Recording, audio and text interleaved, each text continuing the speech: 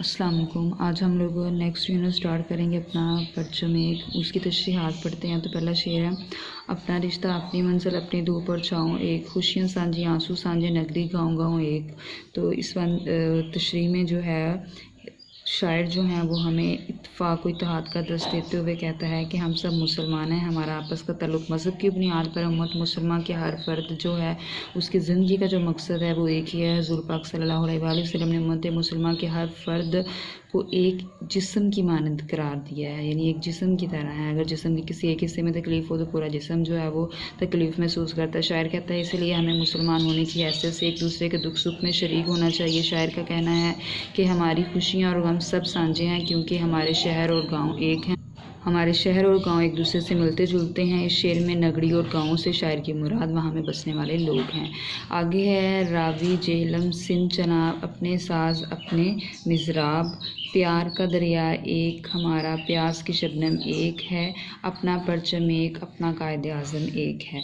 तो इस बंद में जो है वो शायर मुल्क में तमाम दरियाओं के पानी ही से अपने खेत खलियानों में शदाबी है, यानी उससे तरोताज़गी है, उसी के पानी से हमारे खेत लहलहाते हैं और यही हमारे मिज़राब हैं। इस बंद शायर मज़ीद कहते हैं कि जिस तरह हमारे दरियाओं में पानी की फ़रात होती है और इन्हीं दरियाओं पर मुल्क की मईशत का जो होता है वो दारो मदार होता है, इसी तरह हम एक दूसरे से बहुत मोहब्बत करते हैं। जिस तरह दरियाओं में पानी के इजाफे के बाद बायस तुग़यानी आ जाती है, इसी तरह हमारी मोहब्बत में भी जोश पाया जाता है। शायर ने प्यास की शबनम से मुराद मोहब्बत की ख्वाहिश ली है, यानी हम आपस में मोहब्बत करने की ख्वाहिश भी सांझी और हमारे वतन का परचम भी एक है।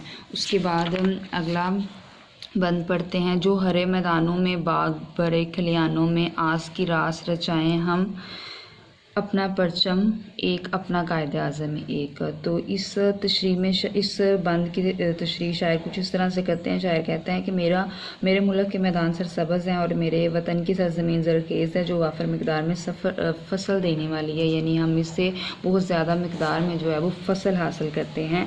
हम अपनी सरज़मीन से जो उम्मीदें जो हैं हमें हैं वो बस्ता रखते हैं, वो ज़रूर पूरी होती हैं। शायर कहता है कि हम अपनी ज़मीन से अनाज हासिल करके अपने घरों में ढेर लगा लेंगे। इसी बंद में शायर कहते हैं कि हमारा जो कौमी परचम है वो एक ही है, जिसके साए के नीचे जमा होकर हमने अपना वतन पाकिस्तान हासिल किया और वो अजीम लीडर जिसे कौम ने इसकी काबिलियत और शब रोज़ मेहनत करके बाइस कायद आज़म का खिताब दिया है।